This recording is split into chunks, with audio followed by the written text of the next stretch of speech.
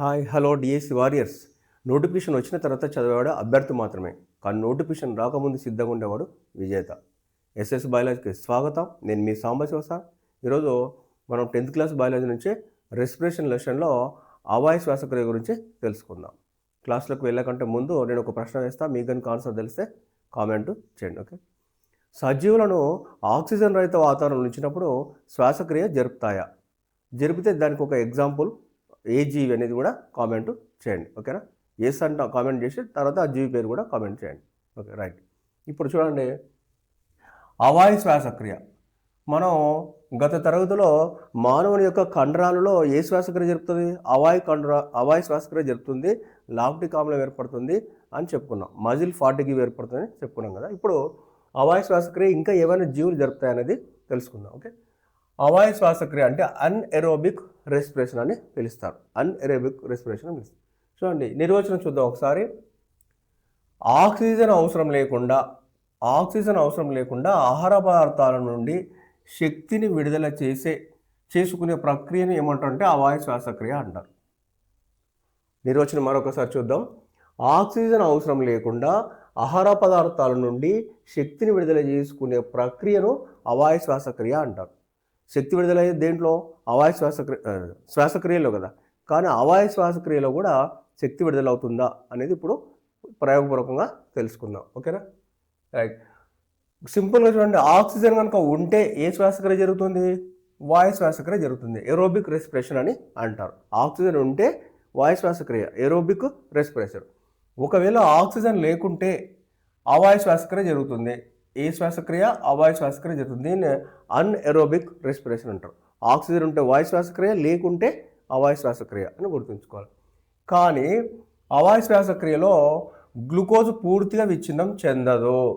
వాయు శ్వాసక్రియలో పూర్తి విచ్ఛిన్నం చెందుతుంది, కానీ అవాయు శ్వాసక్రియలో పూర్తిగా గ్లూకోజ్ విచ్ఛిన్నం చెందదు. కాబట్టి శక్తి కూడా తక్కువ. వాయు శ్వాసక్రియతో పోలిస్తే అవాయు శ్వాసక్రియలో గ్లూకోజ్ పూర్తి విచ్ఛిన్నం చెందదు. అంటే దాని మీనింగ్ ఏంటంటే శక్తి కూడా చాలా తక్కువ వస్తుంది. దేంతో పోల్చుకుంటే? అవాయు శ్వాసక్రియతో పోల్చుకుంటే. ఓకే, అది గుర్తుంచుకోవాలి.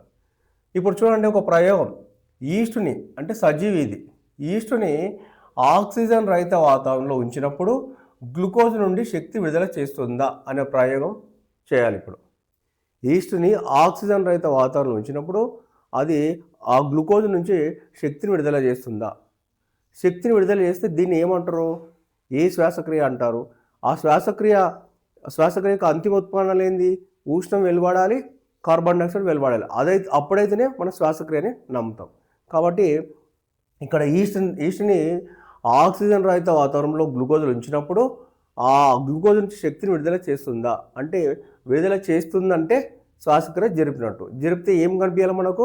ఉష్ణోగ్రత మరియు కార్బన్ డైఆక్సైడ్ కనిపించాలి. అప్పుడైతేనే శ్వాసక్రియ జరిగినట్టు అనమాట. ఓకేనా? ఇప్పుడు ప్రయోగం, ఈస్టుని ఆక్సిజన్ రహిత వాతావరణంలో ఉంచినప్పుడు గ్లూకోజ్ నుండి శక్తిని విడుదల చేస్తుందా?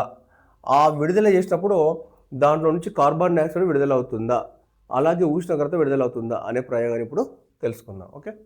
దీనిలో వెలువడే శక్తితో పాటు ఉష్ణోగ్రత మరియు కార్బన్ డైఆక్సైడ్ విడుదల గురించి కూడా ప్రయోగం చేస్తాం. అంటే ఈస్ట్ని గ్లూకోజ్ ద్రావణంలో ఉంచి ఆక్సిజన్ లేకుండా చూసినప్పుడు అది శక్తులు విడుదల చేసుకుంటే దానికి శక్తి వస్తుంది, ప్లస్ కార్బన్ డైఆక్సైడ్ ఉష్ణోగ్రత కూడా విడుదల అవుతుందా అనేది ఇప్పుడు ఈ ప్రయోగంలో తెలుసుకుందాం. ఓకేనా? శక్తితో పాటు మరియు ఉష్ణోగ్రత కూడా విడుదల అవుతుందా అవాయు శ్వాసక్రియలు అనేది ఇప్పుడు ప్రయోగపూర్వకంగా తెలుసుకుందాం. ఓకే. ఇప్పుడు చూడండి, ప్రయోగ పరికరాలు ఈ విధంగా అమర్చుకోవాలి. ఇది ఒక పరీక్ష నాళిక. చూడండి, పరీక్ష నాళికలో ఏం తీసుకోవాలో మొదటగా అంటే వేడి చేసి చల్లార్చిన గ్లూకోజ్ తీసుకోవాలి. అంటే ఈ గ్లూకోజ్ ద్రావణాన్ని వేడి చేసి కదలకుండా చల్లార్చిన ద్రావణం తీసుకోవాలి. చూడండి, ఇక్కడ ఫస్ట్ వేడి చేసి చల్లార్చిన గ్లూకోజ్ అంటే 1 నిమిషం పాటు వేడి చేయాలి. 1 నిమిషం పాటు వేడి చేసి చల్లార్చిన దాన్ని తీసుకోవాలి. ఒకసారి ఇక్కడ చూద్దాం వరుసగా. ఫస్ట్ ఏం చేయాలంట? ఆక్సిజన్ తొలగించాలి. అంటే ఆక్సిజన్ తొలగించాలంటే ఏం చేయాలి? ఓకే, ఆక్సిజన్ తొలగించాలంటే చూడండి, 1 నిమిషం పాటు వేడి చేసి కదలకుండా చల్లార్చాలి. ఇక్కడ గ్లూకోజ్ ద్రావణాన్ని ఫస్ట్ ఏం చేయాలంటే ఆక్సిజన్ రహితం చేయాలి. అంటే ఏం చేయాలి? 1 నిమిషం పాటు వేడి చేసి కదలకుండా చల్లారిస్తే అందులో నుంచి ఆక్సిజన్ బయటికి ఆవిరైపోతుంది అనమాట.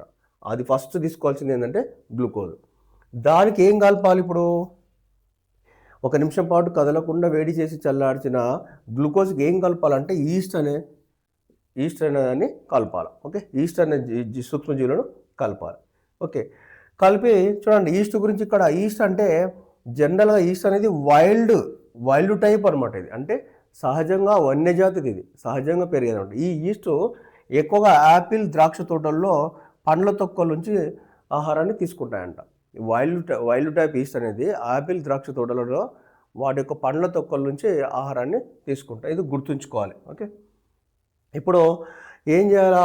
వేడి చేసి చల్లార్చిన గ్లూకోజ్కి ఈస్ట్ కలిపిన తర్వాత దానిపైన ద్రవ పారాబిన్ 1 సెంటీమీటర్ మందం పోయాలి.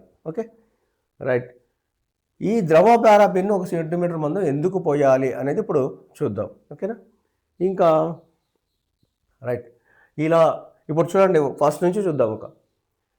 ఒక పరీక్ష నాళికలో వేడి చేసి చల్లార్చిన గ్లూకోజ్ తీసుకోవాలి. అంటే 1 నిమిషం పాటు వేడి చేసి చల్లారిస్తే అందులో నుంచి ఆక్సిజన్ బయటికి వెళ్ళిపోతుంది, ఆవిరైపోతుంది. ఎందుకంటే వేడి చేస్తే ఆ పదార్థాల నుంచి ఆక్సిజన్ త్వరగా ఆవిరైపోతుంది. వేడి చేసి చల్లార్చిన గ్లూకోజ్కి ఏం కలపాలి? ఈస్ట్ కలపాలి. కలిపి దానిపైన 1 సెంటీమీటర్ మందం ద్రవ పారాఫిన్ పోయాలి. ద్రవ పారాఫిన్ పోస్తే ఈ ద్రవ పారాఫిన్ ఎందుకు పోయాలంటే మనం ప్రయోగం చేసేది ఆక్సిజన్ లేని వాతావరణంలో శక్తి విడుదలవుతుంది అనేది ప్రయోగం చేస్తున్నాం కదా. కాబట్టి బయట నుంచి ఆక్సిజన్ ఇక్కడికి రాకుండా అడ్డుకోవడానికి ఏది వేయాలి? ద్రవ పారాఫిన్ పోయాలి, బయట నుంచి రావడానికి. ఓకే, నెక్స్ట్ చూడండి. ఇంకా మనం ఇంకోటి ఏంది? ఉష్ణోగ్రత విడుదలవుతుందా లేదా తెలుసుకోవడానికి. కాబట్టి ఇప్పుడు చూడండి, ఒక థర్మామీటర్ని, ఉష్ణవాహకాన్ని ఈ గ్లూకోజ్ ద్రావణంలో మునిగేటట్టు ఉంచాలి. ఇక్కడ చూడండి, గ్లూకోజ్ ద్రావణం మునిగేటట్టు ఉంచడం. కాబట్టి మనం తెలుసుకోవాల్సింది ఏంటంటే ఉష్ణమాపకం ద్వారా ఉష్ణోగ్రత విడుదలవుతుందా, కార్బన్ డైఆక్సైడ్ విడుదలవుతుందా అని తెలుసుకుంటాం. ఓకేనా? ఈస్ట్ శక్తిని ఉపయోగించుకొని, గ్లూకోజ్ని ఉపయోగించుకొని. ఓకే, ఇప్పుడు చూడండి, థర్మామీటర్ని ఇక్కడ గ్లూకోజ్ ద్రావణంలో మునిగేటట్టు ఉంచుకోవాలి. Okay, right. ఇంకా ఇది వాయువాహక నాళం అంటే ఇది కార్బన్ డైఆక్సైడ్ని తీసుకెళ్లే నాళం, వాయువాహక నాళం అనమాట. చూడండి, థర్మామీటర్ని గ్లూకోజ్లో మునిగేటట్టు చూడాలి. వాయువాహక నాళం మాత్రం గ్లూకోజ్ పైనే ఉంది, చూడండి, వాయువులే ఉంది. కాబట్టి ఈ విధంగా కార్బన్ డైఆక్సైడ్ తీసుకెళ్ళి ఇంకొక పరీక్ష నాళికలో ఏం ఉంచాలంటే సున్నపు తేట ఉన్న దాంట్లో ఈ గొట్టాన్ని, వాయువాహక నాళం గొట్టాన్ని దాంట్లో మునిగేటట్టు చూసుకోవాలి. దీనికి ఇంకో గొట్టం కూడా ఉంది, చూడండి. ఓకే, ఇప్పుడు ఒక్కొక్క దాని గురించి క్లియర్గా తెలుసుకుందాం. ఓకే, ఫస్ట్ పరిశీలన ముందు ఏమి ఉండాలి? పరిశీలన ముందు మనం ఉష్ణోగ్రత ఎంత ఉందో చూడాలి. మనం ఈ ప్రయోగం ద్వారా ఉష్ణోగ్రత విడుదలవుతుందా, కార్బన్ డైఆక్సైడ్ విడుదలవుతుందా తెలుసుకుంటున్నాం. కాబట్టి ప్రయోగానికి ముందు ఉష్ణోగ్రత ఎంత ఉంది అంటే ఇక్కడ పాదరస మట్టం ఎంత ఉందంటే 0 డిగ్రీల దగ్గర ఉందని పరిశీలించాలి. ఓకే, పరిశీలించాలి. నెక్స్ట్ ఇంకోటి ఏంది? సున్నపు తేట తీసుకున్న పరీక్ష నాళికలో సున్నపు తేట మొదట్లో ఎలా ఉంటుంది? ఒకటి లైట్ వైట్ కానీ లేదా లైట్ బ్లూ కానీ ఉంటుంది. కాబట్టి సున్నపు తేట కూడా బ్లూ కలర్ లేదా డిమ్ కలర్లో ఉంటుంది. ఇది ప్రయోగం ముందు చూసుకోవాలన్నమాట. ఓకేనా? తర్వాత ఇప్పుడు చూద్దాం. ఇక్కడ ఒక క్వశ్చన్ చూడండి, ద్రవ పారాఫిన్ని ఎందుకు తీసుకుంటాం, ఎందుకు పోయాలి 1 సెంటీమీటర్ మందం అంటే బయటి వాతావరణం నుంచి ఆక్సిజన్ రాకుండా పోయాలి. మరి ఎప్పుడు పోయాలి అంటే దీన్ని 1 సెంటీమీటర్ ఒక సెంటీగ్రేడ్ ఉష్ణోగ్రత 1 నిమిషం పాటు వేడి చేసినప్పుడు అందులో ఉన్న ఆక్సిజన్ పూర్తిగా వెళ్ళిపోయిందా లేదా అని పరీక్ష చేసినాక ద్రవ పారాఫిన్ పోయాలి. చూడండి, ద్రవ పారాఫిన్ పోసే కంటే ముందు ఈ ఆక్సిజన్ని 1 నిమిషం పాటు వేడి చేసినాం, కానీ ఆక్సిజన్ వెళ్ళిపోయిందని మనం అనుకుంటున్నాం. కానీ వెళ్ళిపోయిందా లేదా కన్ఫర్మ్ చేసుకోవాలంటే ఈ వేడి చేసి చల్లార్చిన గ్లూకోజ్కి ఏమి పోయాలంటే డయాజిన్ గ్రీన్ కానీ లేదా జానస్ గ్రీన్ బి కానీ కొన్ని చుక్కలు వేయాలి. ద్రవ పారాఫిన్ పోసే కంటే ముందు ఇందులో ఆక్సిజన్ ఉందా లేదా తెలుసుకోవడానికి ఏం చేయాలంటే డయాజిన్ గ్రీన్ కానీ జానస్ గ్రీన్ బి ద్రావణం కానీ కొన్ని చుక్కలు వేస్తే ఈ గ్లూకోజ్ నీలి రంగులో ఉంటుంది. అటువంటి గ్లూకోజ్ ఆక్సిజన్ కనుక లేకపోతే పింక్ కలర్లోకి మారుతుంది, అంటే గులాబీ రంగులోకి మారుతుంది. దీంట్లో ఆక్సిజన్ కనుక గ్లూకోజ్లో ఆక్సిజన్ కనుక లేకపోతే డయాజిన్ గ్రీన్ కానీ జానస్ గ్రీన్ బి కానీ వేసినప్పుడు పింక్ రంగులోకి మారుతుంది. అంటే పింక్ రంగులోకి ఎప్పుడైతే మారిందో ఆక్సిజన్ లేదని నిర్ధారణ అయిందనమాట. అప్పుడు పింక్ రంగులోకి మారినప్పుడు ఏం వేయాలి? ద్రవ పారాబిన్ 1 సెంటీమీటర్ మందం పోయాలి. ఓకే, అప్పుడు బయట నుంచి ఆక్సిజన్ని లోపలికి రాకుండా అడ్డుకుంటుంది. ఇప్పుడు ఆక్సిజన్ లేని వాతావరణం కల్పించబడింది. ఓకే, ఇప్పుడు ఈ ప్రయోగాన్ని మనం కొన్ని గంటలు అలాగే ఉంచాలి. ఉంచినప్పుడు ఉంచే ముందు మనం ఏం చూడాలి? ఉష్ణోగ్రత ఎంత ఉంది? 0 డిగ్రీలు ఉంది. సున్నపు నీరు ఎలా ఉంది? వైట్ కలర్, లైట్ వైట్ కానీ బ్లూ కలర్లో ఉందని పరిశీలన చేయాలి. చేసి కొన్ని గంటలు అలాగే ఉంచాలి. ఉంచి కొన్ని గంటల తర్వాత పరిశీలన చేస్తే చూడండి, అప్పుడు 0 డిగ్రీల దగ్గర నుంచి ఉష్ణోగ్రత ఉదాహరణకు 15 డిగ్రీల దగ్గరికి వెళ్ళింది. కొన్ని గంటలు, అంటే ఎక్కువ గంటలు ఉంటే ఎక్కువ ఉష్ణోగ్రత రావచ్చు. మనం కొన్ని గంటల నుండి చూస్తే అక్కడ ఏం జరిగింది? ఉష్ణోగ్రత 0 నుంచి 15 డిగ్రీల వరకు వెళ్ళింది. మనం ఉదాహరణ చెప్తున్నాం ఇక్కడ. కాబట్టి ఇక్కడ ఏం జరిగింది? మనం అనుకునేది ఏంది? ఉష్ణోగ్రత విడుదలవుతుందా లేదా? కాబట్టి ఉష్ణోగ్రత విడుదలైంది, 15 దాకా వచ్చింది. నెక్స్ట్ చూడండి, ఇక్కడ నుంచి వాయువాహనాల ద్వారా కార్బన్ డైఆక్సైడ్ వెళ్ళింది. వెళ్ళి సున్నపు నీటిని చూడండి, సున్నపు నీటిని తెల్లగా పాల వలె మార్చింది. అప్పుడు స్టార్టింగ్లో ఎలా ఉంది? వైట్, లైట్ వైట్ కలర్ కానీ బ్లూ కలర్లో ఉంది. ఇప్పుడు చూడండి, తెల్లగా పాల వలె మారింది. సున్నపు తేటను తెల్లగా పాల వలె మార్చేది కేవలం కార్బన్ డైఆక్సైడే. కాబట్టి ఇక్కడ సున్నపు నీరు తెల్లగా పాల వలె మారింది అంటే అందులోకి ఏమొచ్చింది? కార్బన్ డైఆక్సైడ్ వచ్చిందని మనం అర్థం చేసుకోవాలి. ఓకేనా? రైట్. ఈ విధంగా మనం ఈస్ట్ అనేది ఆక్సిజన్ లేని సమక్షంలో ఉంచితే గ్లూకోజ్ని విచ్ఛిన్నం చేసి శక్తిగా కన్వర్ట్ చేసుకుంటుంది. ఆ శక్తిగా తయారు చేసుకునే క్రమంలో ఉష్ణోగ్రత విడుదలవుతుంది, కార్బన్ డైఆక్సైడ్ కూడా విడుదలవుతుందని ఈ ప్రయోగం ద్వారా తెలుసుకోవచ్చు. ఓకేనా? ఇక్కడ కొన్ని కండిషన్ చూడండి. ఈ థర్మామీటర్ ఏమో గ్లూకోజ్లో మునిగేటట్టు ఉంచుకోవాలి. ఈ వాయువాహక నాళం అనేది గ్లూకోజ్ ద్రావణంలో మునిగి ఉండేటట్టు లేదు చూడండి. మరి ఎక్కడ ఉంది? గాలిలో ఉంది. మరి ఈ ద్రవ పారాఫిన్ అనేది ఆక్సిజన్ లోపలికి రానివ్వకుండా చూస్తుంది. కానీ మరి కార్బన్ డైఆక్సైడ్ కూడా బయటకు పోకుండా చూడదా? డౌట్ రావాలి.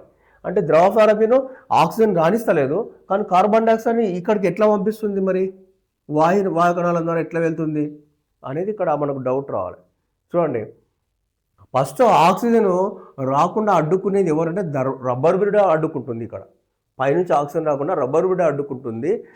రబ్బర్ బిరుడ పెట్టకంటే ముందే ఏమన్నా ఉంటే ఇక్కడ ఈ కాల్పులేషన్లో ఏమైనా ఆక్సిజన్ ఉంటే దాన్ని ఈ 1 సెంటీమీటర్ మందం గల ద్రవ పారాఫిన్ లోపలికి రానివ్వదు. అంటే ఇక్కడ ఆక్సిజన్ లోపల ఉన్న ఆక్సిజనే చాలా పీడనం తక్కువ ఉంటుంది కాబట్టి అది ద్రవ పారాఫిన్ గుండా లోపలికి చొచ్చుకొని వెళ్ళలేదు. అందుకొరకు ఇది ద్రవ పారాఫిన్ పనిచేస్తుంది. కానీ ఇక్కడ ఈస్ట్ గ్లూకోజ్ని వాడుకొని నిరంతరము శ్వాసక్రియ జరపడం వల్ల ఏమవుతుంది? కార్బన్ డైఆక్సైడ్ వస్తుంది. ఈ కార్బన్ డైఆక్సైడ్ స్టార్టింగ్లో కొద్ది కార్బన్ డైఆక్సైడ్ని ఈ గ్లూకోజ్ ద్రవంలో కరిగిపోతుంది. కానీ నిరంతరం ఈస్ట్ కార్బన్ డైఆక్సైడ్ విడుదల చేస్తున్నప్పుడు ఇది చిన్నగా ద్రవ పారాఫిన్ నుంచి బయటికి వెళ్ళిపోతుంది. ఎందుకంటే కార్బన్ డైఆక్సైడ్ యొక్క ఒత్తిడి ఎక్కువై ద్రవ పారాఫిన్ గుండా వెళ్ళిపోతుంది. ఇది గుర్తుంచుకోవాలి. ఈ ద్రవ పారాఫిన్ అంటే ఆక్సిజన్ మాత్రమే రానివ్వట్లేదు, కానీ కార్బన్ డైఆక్సైడ్ని వెళ్తుంది.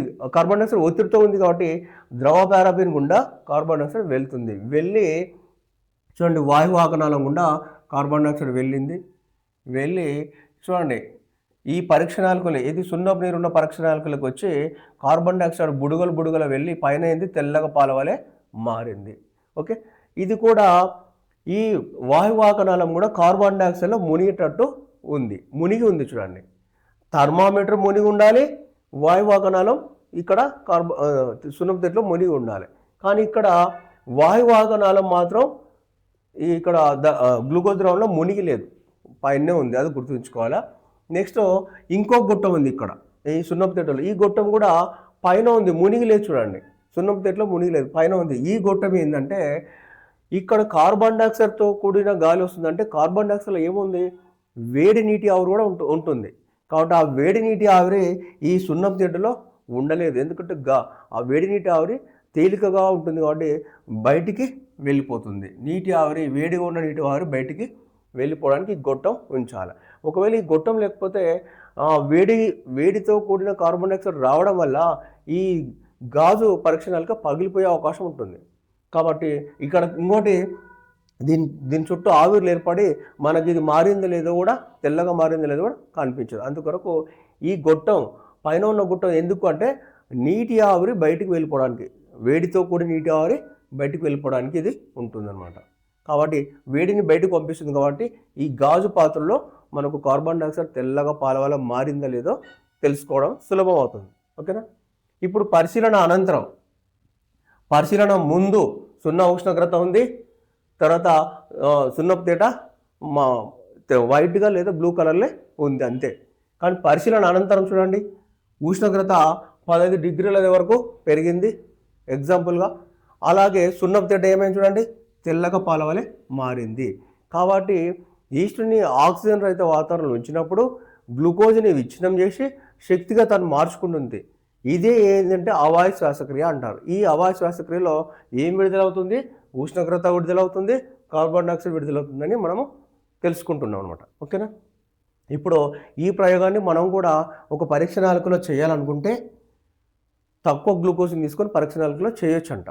కానీ పరీక్ష నాళికను 37 డిగ్రీల సెల్సియస్ వద్ద వేడి చేస్తే ప్రయోగం త్వరగా అవుతుందన్నమాట. కాబట్టి ఇది గుర్తుంచుకోవాలి. పరీక్ష నాళికను 37 డిగ్రీల సెల్సియస్ వరకు వేడి చేస్తే ప్రయోగం వేగంగా జరుగుతుంది. అప్పుడు మనకు రిజల్ట్ కూడా తొందరగా తెలుస్తుంది అనమాట. అంటే ఓకేనా, రైట్. ఇక్కడ గుర్తుంచుకోవాల్సిందే, ద్రవ పారాఫిన్ ఆక్సిజన్ రానివ్వదు, కార్బన్ డైఆక్సైడ్ మాత్రం అధికంగా ఉంటుంది కాబట్టి వెళ్ళిపోతుంది. ఓకే, అది గుర్తుంచుకోవాలి. 1 నిమిషం పాటు వేడి చేసి చల్లార్చిన గ్లూకోజ్కి ఈస్ట్ కలపాలి, 1 సెంటీమీటర్ ద్రవ పారాఫిన్ని కలపాలన్నమాట. ఇప్పుడు ఇందులో ఇంకా ఆక్సిజన్ ఉందా లేదా తెలుసుకోవాలంటే ఏం చేయాలి, డయాజిన్ గ్రీన్ కానీ జానస్ గ్రీన్ బి కానీ వేసినప్పుడు బ్లూ కలర్లో ఉండే గ్లూకోజ్ పింక్ రంగులోకి మారింది. పింక్ రంగులోకి మారిందంటే అందులో ఆక్సిజన్ లేదు అంటాం. ఒకవేళ పింక్ రంగులోకి మారలేదు, బ్లూ కలర్లోనే ఉంది అంటే ఇంకా ఆక్సిజన్ ఉందని అర్థం. కాబట్టి ఇది గుర్తుంచుకోవాలి. ఓకేనా. డయాజిన్ గ్రీన్ లేదా జానస్ గ్రీన్ బి ఏం చేస్తుంది అంటే గ్లూకోజ్ ద్రావణంలో ఆక్సిజన్ ఉందా లేదన్న ఉనికిని తెలియజేస్తుంది అనమాట. ఓకేనా, ఇవి గుర్తుంచుకోవాలి. ఇది వాయువాహకనాలో కార్బన్ డైఆక్సైడ్ని తెస్తుంది. ప్రయోగానికి ముందు, ప్రయోగం తర్వాత గుర్తుంచుకుంటే క్లియర్గా అర్థమవుతుంది. ఓకేనా. ఈ వీడియో కనుక మీకు నచ్చితే ఒక్క లైక్ చేయండి, అలాగే మీ మిత్రులకు షేర్ చేయండి. ఇలాంటి మరెన్నో కాన్సెప్ట్ క్లాసెస్ కొరకు నా ఎస్ఎస్ బయాలజీ ఛానల్ని సబ్స్క్రైబ్ చేయండి. ప్రతి వీడియో చివరన ఒక 5 లేదా 10 మల్టిపుల్ చాయిస్ క్వశ్చన్లు ఇస్తున్నా, వాటికి కనుక మీకు ఆన్సర్ చేస్తే కామెంట్ చేయండి. ఓకేనా. Thanks for watching. మళ్ళీ నెక్స్ట్ క్లాస్లో కలుద్దాం.